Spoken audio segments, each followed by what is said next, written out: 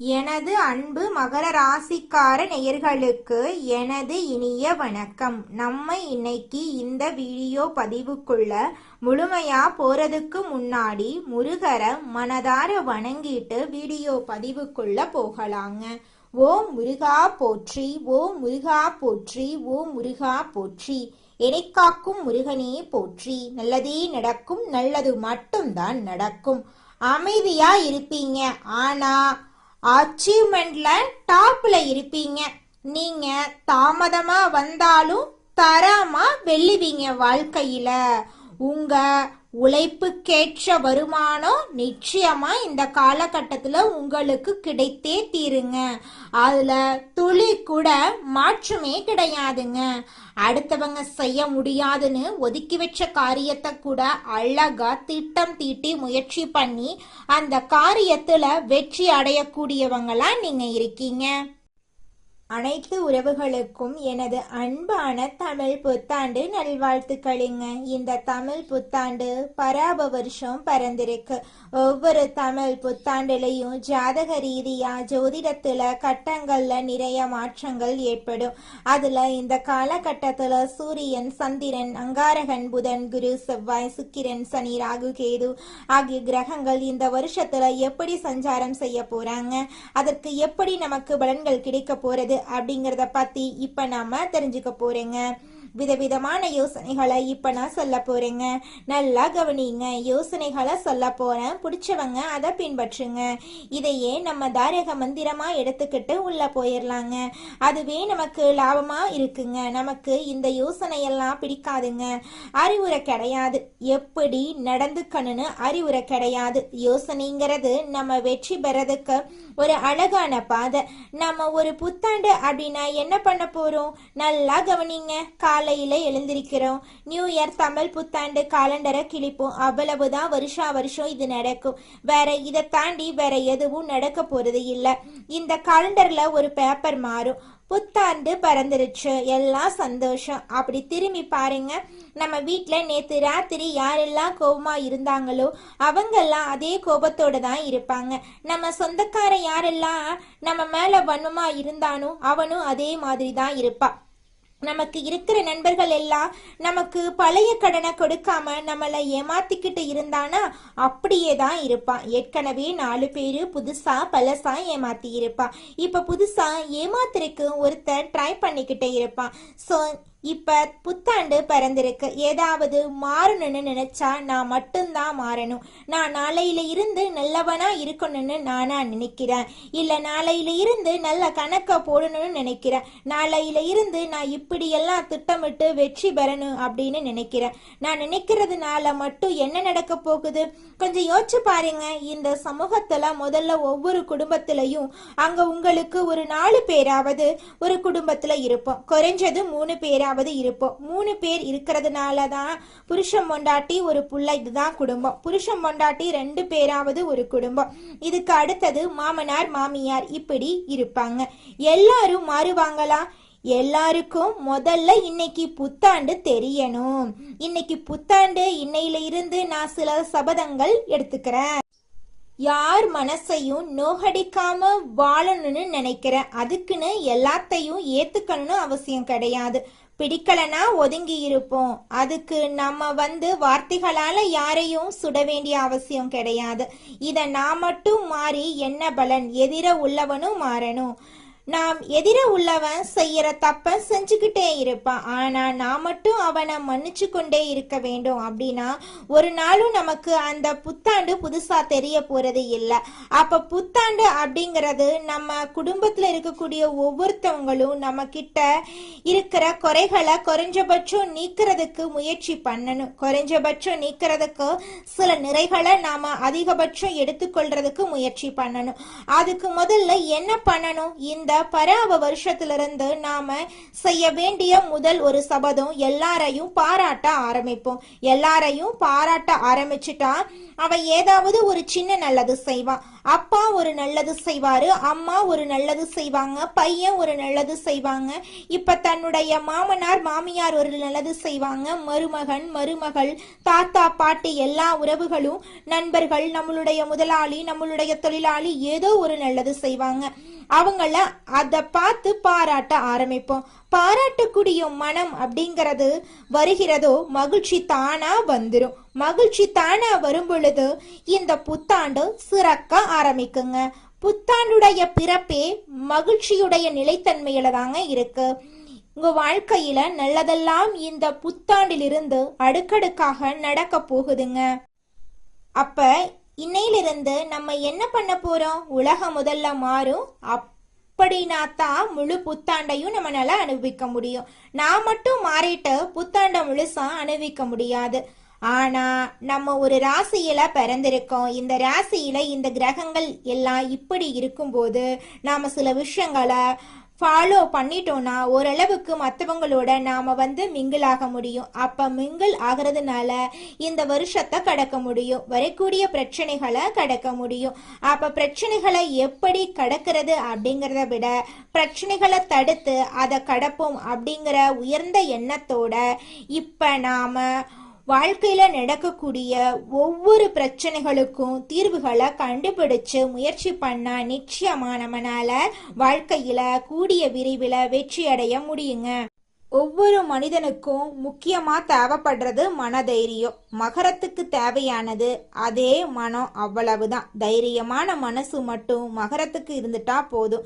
எப்பேற்பட்ட விஷயம், ஹார்டான விஷயத்த கூட ஸ்மார்ட்டா முடிக்கக்கூடிய திறமை மகரத்துக்கு என்னைக்குமே இருக்கு. மகர ராசியோட பெரிய சொத்து சிரிப்பு. சிந்திக்க தெரிந்த மனித குலத்துக்கு சொந்தமான கையிருப்பு அது சிரிப்பு. கரெக்டு தானே? சிந்திக்க தெரிந்த மனித குலத்துக்கு சொந்தமான கையிருப்பு கையில வேற என்னங்க இருக்க போகுது? காசு பணம் இருக்குமா? தங்குமா? தங்காது. பதவி தங்குமா? ஒரு பதவி எனக்கு கிடைச்சிருக்கு, அதை பிடிச்சு வச்சுக்க முடியுமா? போயிடும். ராஜா கொஞ்ச நாள் தான் திரும்பி நம்ம திறமைய வளர்த்துக்கிட்டு அந்த பதவிய திருப்பி நம்ம புடுங்கி வச்சுக்கணும். திறமைய வளர்த்துக்கணும். அப்ப பதவிய திருப்பி வச்சுக்க முடியும். ஆனா இந்த சிந்திக்க தெரிந்த மனித குலத்துக்கு சொந்தமான கையிருப்பு சிரிப்பு இது மட்டும் எங்கேயுமே போகாது. நம்மளை விட்டு இப்படினா வரும் சிரிப்பு தான். சிரிப்பு வந்ததுன்னா மனசு ரொம்ப மகிழ்ச்சி ஆயிடும். மனசு மகிழ்ச்சியானா புத்தி ரொம்ப தெளிவாயிடும். புத்தி தெளிவானா எதிரியெல்லாம் தோத்து போயிடுவான். எதிரியெல்லாம் தோத்து போயிட்டானா நம்ம ஜெயிச்சுக்கிட்டே இருப்போம். ஆனா நிறைய பேரு பாருங்களேன், சிரிக்கவே மாட்டேங்கிறாங்க. நிறைய பேரு பேசவே மாட்டேங்கிறாங்க. இந்த உலகத்துல பாத்தீங்கன்னா இன்னைக்கு உறவுகள் எல்லாம் ரொம்ப வெறுத்து போறது என்ன தெரியுமா? என்னோட யாரும் பேச மாட்டேங்கிறாங்க அம்மா. அவங்களுக்கு பிடிச்சவங்களை தேடி போயிட்டே இருக்கிறாங்க. அதனால நிறைய பேரு பிடிக்காதவங்களுக்காக பேசுறதே கிடையாது. பிடிக்காதவங்களாக ஆயிட்டே இருக்காங்க நிறைய பேரு. இதானுங்க உலகம். ஒரு வீடு இருக்கு, வீட்டுல ஒரு 4 பேரு இருக்காங்க அப்படின்னா 4 பேரு 5 பேரும் அந்த 5 பேருக்குள்ள முதல்ல ஒரு கூட்டணி இருக்குல்ல. எதுவா இருந்தாலும் 5 பேருக்குள்ள பகிர்ந்துக்கிறதுக்கு முதல்ல முயற்சி பண்ணணும்ல. ஏன் செய்ய மாட்டேங்கிறாங்க? இவனுக்கு 5 பேரை தாண்டி 6ஆவதா யாரு கிட்டையாவது அதை சொன்னாதான் பிடிக்கும். இப்படி ஒவ்வொருத்தவங்களும் இன்னொரு நபரை தேட போகும்போது அந்த இடம் வெற்றிடமா மாறுது. அந்த குடும்ப நிலை குலைந்து போகுது. முதல்ல மகர ராசி ரொம்ப தெளிவா தெரிஞ்சுக்கோங்க. உங்க குடும்பத்துடைய வலிமையை இந்த வருஷத்துல நீங்க வலுப்படுத்த போறீங்க. ஒரு நல்ல புருஷனுக்கு பெரிய ஃப்ரெண்ட் யார் தெரியுமா? நல்ல பொண்டாட்டி மட்டும்தான். நல்ல தோழி மனைவி மட்டும்தான். நல்ல உறவு மனைவி மட்டும்தான். நல்ல பொண்டாட்டிக்கு ஒரு நல்ல உறவு யார் தெரியுமா? அவனுடைய கணவன் மட்டும்தான். நல்ல தோழன் அவன் கணவன் மட்டும்தான். அப்ப என்ன பண்ணக்கூடாது? இந்த தோழன் அதாவது புருஷன் பொண்டாட்டி எங்கேயுமே விட்டு கொடுக்க கூடாது. பொண்டாட்டிய புருஷன் எங்கேயுமே விட்டு கொடுக்க கூடாது. அதாவது 2 பேருமே விட்டு கொடுத்து வாழ்ந்தீங்கன்னா உங்க வாழ்க்கை அருமையா இருக்குங்க. இந்த மகர ராசிக்காரங்க கொஞ்சம் நிதித்தன்மை நிலைத்தன்மை இப்படியெல்லாம் இருக்கணும்னு நிறைய பேருக்கு முன்னுதாரணமா நடக்கக்கூடியவங்க. அதுவே பல பேருக்கு பிடிக்காது. பிடிக்காதுங்கிறத விட பிடிக்காது. ஆனா பிடிக்காத உலகத்துல பிடிச்ச மாதிரி வாழணுங்கிறது எவ்வளோ பெரிய கஷ்டம் தெரியுமா? சுகமான சுமைகள், இதுதான் வாழ்க்கை. ரொம்ப யதார்த்தம் நான் பேசுறது. சுகமான சுமைகள். உடல் நலத்தை ரொம்ப நல்லா பாத்துக்கங்க. உங்களுக்கு என்ன பிடிக்குதோ அதை செய்யுங்க. பேசுறத விட பேசாம இருக்கிறது ரொம்ப நல்லதுங்க. இந்த வீட்டை பொறுத்த வரைக்கும், வீடா இருக்கட்டும் வாழ்க்கையா இருக்கட்டும், பேசுறத விட பேசாம இருக்கிறது ரொம்ப நல்லது. இந்த வருஷத்துல நிறைய மனசு முதிர்ச்சி அடையும், பயிற்சி அடையும். மனம் உங்களை அழகான பாதைக்கு இட்டு செல்லும். இன்னும் சொல்ல போனா மகானான உங்களை மாற்றும். பல பேருக்கு நீங்க ஒரு சிம்ம சொப்பனமா உங்களுக்கு உங்க வாழ்க்கையில எதெல்லாம் நடக்க கூடாதுன்னு நினைச்சீங்களோ அதையெல்லாம் பார்த்தாச்சு. இனிமேல நம்ம வாழ்க்கையில எப்படி நாம இருக்க போகிறோங்கிறத விட வாழ்க்கை எப்படியே கடக்க போறோங்கிறத நம்ம கவனிக்கணுங்க. நிச்சயமா உங்க வாழ்க்கையில நல்லதுதாங்க நடக்கும். கெட்டதென்ற பேச்சுக்கெல்லாம் துளி கூட இடம் கிடையாதுங்க. அடுத்ததாக நம்மளோட மகரம் ராசியில் இருக்கக்கூடிய ஒவ்வொரு நட்சத்திரக்காரர்களுக்கும் இந்த மாதம் எப்படி அமைஞ்சிருக்கு அப்படின்னு பார்த்து தெரிஞ்சுக்கலாங்க. நம்மளோட மகரம் ராசியில் இருக்கக்கூடிய முதலாவது நட்சத்திரம் உத்திராடம். உங்களுக்கு இந்த மாதம் எப்படி அமைஞ்சிருக்கு அப்படின்னு பார்க்கலாங்க. இந்த நட்சத்திரத்துல பிறந்தவங்க தைரியமானவர்களாகவும் நேர்மையானவர்களாகவும் இருப்பாங்க. இவங்க வேலை, தொழில், வியாபாரம் போன்றவற்றில நல்ல முன்னேற்றத்துக்காக ஒவ்வொரு நாளும் உழைச்சுக்கிட்டே இருப்பாங்க. இவங்களை பொறுத்த வரைக்கும் தான் மட்டும் நல்லா இருக்கணும் அப்படிங்கிற சுயநலம் கிடையாதுங்க. தன்னை சுத்தி இருக்கக்கூடிய எல்லோருமே நல்லா இருக்கணும் அப்படிங்கிற பொதுநல குணத்தோட இவங்க வாழ்ந்துகிட்டு இருக்காங்க. படிச்சு முடிச்சுட்டு வேலை தேடிட்டு இருக்கிறவங்களுக்கு இந்த காலகட்டத்துல நிச்சயமா வேலை வாய்ப்புகள் கிடைக்க போகுது. குழந்தை பாக்கியம் இல்லாதவர்களுக்கு குழந்தை பாக்கியம் கிடைக்க போகுதுங்க. பூர்வீக சொத்து ரீதியாக இருந்த அனைத்து பிரச்சனைகளுக்கும் தீர்வு கிடைக்க போகுது. உங்களுக்கு வர வேண்டிய பூர்வீக சொத்து உங்க கையில சேரப்போகுதுங்க. உங்க வாழ்க்கையே சொர்க்க வாழ்க்கையாக மாறப்போகுதுங்க. அடுத்ததாக நம்மளோட மகரம் ராசியில் இருக்கக்கூடிய நட்சத்திரம் திருவோணம். உங்களுக்கு இந்த மாதம் எப்படி அமைஞ்சிருக்குதுன்னு பார்க்கலாங்க. இந்த நட்சத்திரத்துல பிறந்தவங்க அன்பானவர்களாகவும் திறமையானவர்களாகவும் இருப்பாங்க. கலைத்துறை, இசைத்துறை, கல்வி, தொழில் போன்ற துறைகள்ல சிறந்து விளங்குவாங்க. திருமணம் ஆகாதவங்களுக்கு இந்த காலகட்டத்துல நிச்சயமா திருமண தடை நீங்கி உங்களுக்கேற்ற சரியான வாழ்க்கை துணையோடு திருமணம் நடக்க போகுது. குடும்பத்துல சுபகாரியங்கள் அடுக்கடுக்கா நடக்க போகுது. இது நாள் வரைக்கும் நீங்க ஒவ்வொரு நாளும் பணங்காசு 4-5 பேர்கிட்ட கடன் வாங்கி வாழ்ந்திருப்பீங்க. ஆனா இனி வரக்கூடிய காலங்கள்ல நீங்க 4-5 பேருக்கு கடன் கொடுக்கக்கூடிய அளவுக்கு செல்வாக்குல உயர்ந்த வாழ்க்கைய வாழ போறீங்க. உங்களோட குடும்பத்துல சுபகாரியங்கள் அடுக்கடுக்கா நடக்க போகுதுங்க.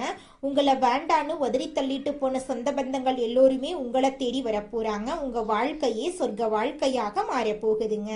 அடுத்ததாக நம்மளுடைய மகரம் ராசியில் இருக்கக்கூடிய நட்சத்திரம் அவிட்டம். உங்களுக்கு இந்த மாதம் எப்படி இருக்குன்னு பார்க்கலாங்க.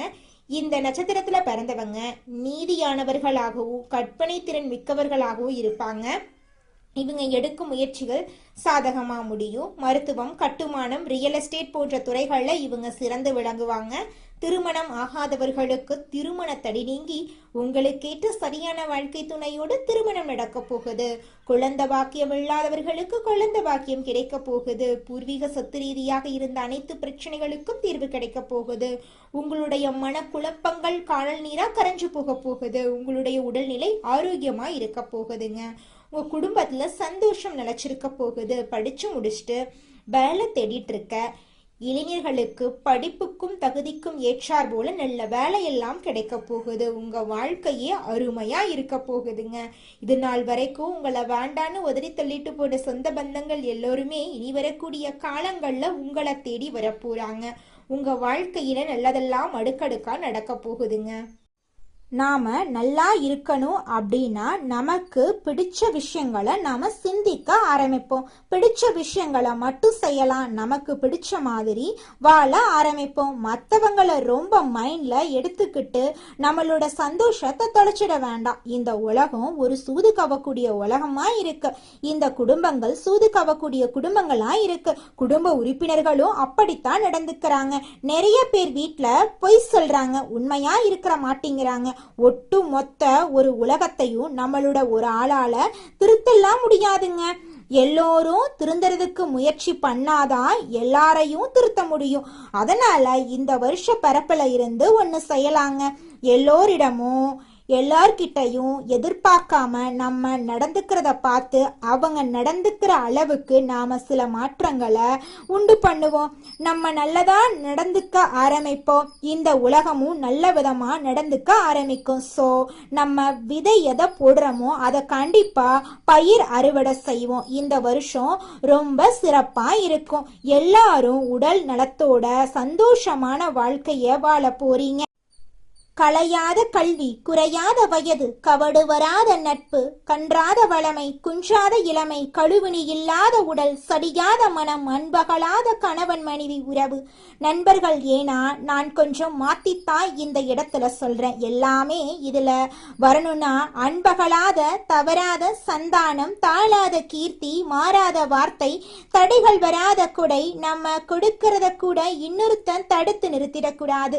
தடைகள் வராத கொடை, தொலையாத நிதி, இதயம் கோணாத கோல், ஒரு துன்பமில்லாத நல்வாழ்வு கிடைக்க பராசக்தி அபிராமி அன்னையை வணங்கி நம்மளுடைய புத்தாண்டை தொடங்கலாங்க. நிச்சயமாக நம்மளுக்கு இந்த புத்தாண்டுல நல்லது தாங்க நடக்கும். இந்த புத்தாண்டு சிறப்பாக இருக்கும். மன நம்பிக்கையும் மன தைரியமும் முதல்ல நம்ம விதைக்கலாம். எதுவும் நம்மளால் முடியும். நன்மையும் தீமையும் நம்மளாதான் வருது. நம்ம செயலாலதான் வருது, சொல்லாலதான் வருது. நல்லதே செய்வோம், நல்லதை செய்வோம், நல்லதே நடக்கும். உங்க வாழ்க்கையில சந்தோஷம் நிலைச்சிருக்க நீங்க செய்யக்கூடிய பரிகாரம் என்ன பார்த்தீங்கன்னா, உங்க வீட்டுக்கு பக்கத்துல இருக்கக்கூடிய விநாயகர் ஆலயத்துக்கு போயிட்டு விநாயகர் கிட்ட உங்க வாழ்க்கையில இருக்கக்கூடிய நிறை குறைகளை சொல்லிக்கிட்டு வாங்க. கூடிய விரைவில் உங்க வாழ்க்கையில இருக்கக்கூடிய அனைத்து பிரச்சனைகளும் காணல் நீரா கரைஞ்சு போயிருங்க. வினை தீர்ப்பான் விநாயகர்னு சொல்ற மாதிரி நிச்சயமா விநாயகர் உங்க வாழ்க்கையில் இருக்கக்கூடிய அனைத்து பிரச்சனைகளையும் காணல் நீரா கரைய செஞ்சிருவாருங்க. நன்றி, வணக்கங்க.